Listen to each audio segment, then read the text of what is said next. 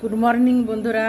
তো 1 মাস ধরে খেটে খেটে খেটে খেটে আজকে আমাদের প্রোগ্রামের দিন এসেছে, মানে আজকে আমাদের প্রোগ্রাম। এবার এই যে মেঘের যা অবস্থা, কালকে সারা দিন ঢেলেছে, কালকে সারা রাত ঢেলেছে, আজকেও একদম রেগে বোম হয়ে আছে। এই কি হবে বুঝতে পারছি না।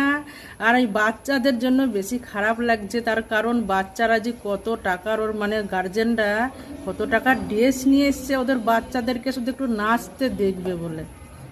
দেখতে পাচ্ছেন কিনা জানি না, মেঘ একদম পুরো কালো হয়ে আছে।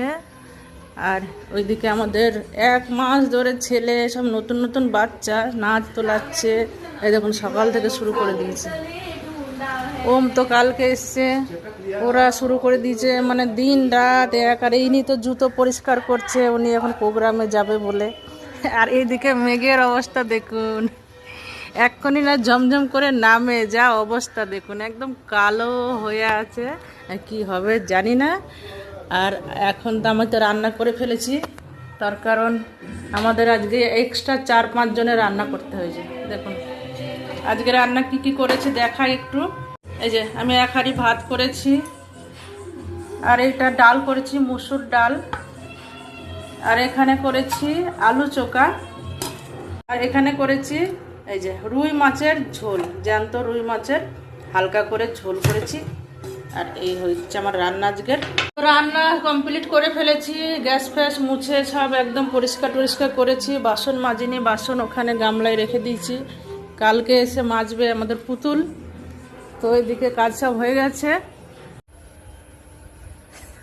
উনি রেডি হয়েছে, ছেলের প্রোগ্রাম দেখতে যাবে, অনেকদিন পর ছেলের প্রোগ্রাম দেখতে যাবে। উনি একদম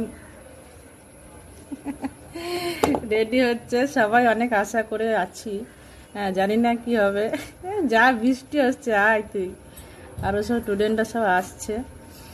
তো জানি না বন্ধুরা কি হবে, একটু আশীর্বাদ করুন যেন আজকে বৃষ্টি না হয়।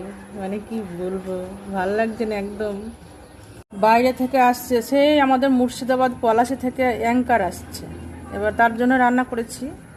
আর হচ্ছে সেই ওমের বাবা, ওমকে তো কালকে রেখে গেছে, কালকে রেখে আবার উনি বাড়ি গেছেন, উনি আবার আজকে আসছে।